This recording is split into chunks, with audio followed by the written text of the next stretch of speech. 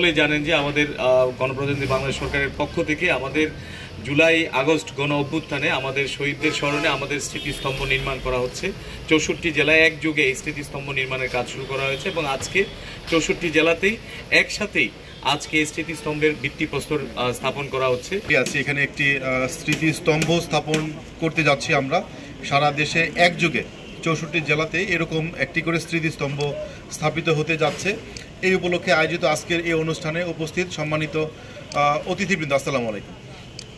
আমরা এটার যদি প্রেক্ষাপটটা একটু বলি, এখানে একটি স্মৃতিস্তম্ভ স্থাপিত হবে যেখানে আমরা প্রতি বছর 5ই আগস্ট সহ অন্য যে কোনো সময় শহীদদেরকে আমরা শ্রদ্ধা নিবেদন করতে পারবো। পাশাপাশি আরও আরেকটি উদ্যোগ সরকার গ্রহণ করেছে, সেটি হলো যে প্রত্যেকটা জেলায় যারা শহীদ হয়েছে, শহীদ হওয়ার মৃত্যুবরণের যে স্থানটি, ওই স্থানটি সংলগ্ন যে সড়ক রয়েছে, এই সড়কে একটি করে রোড মেমোরি স্ট্যাম্প, তাদের নামাঙ্কিত একটি স্ট্যাম্প স্থাপিত হবে। এটা আমাদের প্রক্রিয়াধীন রয়েছে।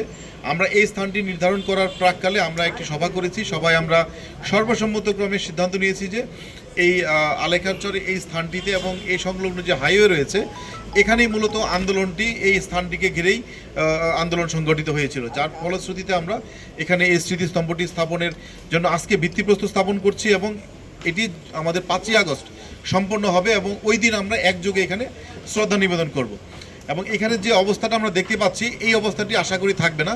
এখানের পরিবেশটি আরও পরিশীলিত হবে এবং এটার নিরাপত্তা, এটার সম্মানের দিকে এটাকে যেন আমরা যথাযোগ্য মর্যাদা দিতে পারি, এই জন্য যা যা করণীয় তা আমরা সকলেই করব। এবং আমি আজকের এই অনুষ্ঠানে একটু পরে আমরা দোয়া করব। আমি আমাদের যারা শহীদ হয়েছে তাদের আত্মার মাগফিরাত কামনা করছি, যারা অসুস্থ রয়েছে তাদের সুস্থতা কামনা করছি এবং আমরা সকলে মিলে যে উদ্দেশ্য নিয়ে এই আন্দোলনটা সংগঠিত হয়েছিল, আমরা যেন আমাদের বাংলাদেশকে সেই কাঙ্ক্ষিত লক্ষ্যে নিয়ে যেতে পারি। এই লক্ষ্যে সবাই যার যার অবস্থান থেকে কাজ করব, আমরা যেন একটি স্বপ্নের বাংলাদেশ পাই, সেই প্রত্যাশা ব্যক্ত করে আমার বক্তব্য শেষ করছি। এখন আমরা সবাই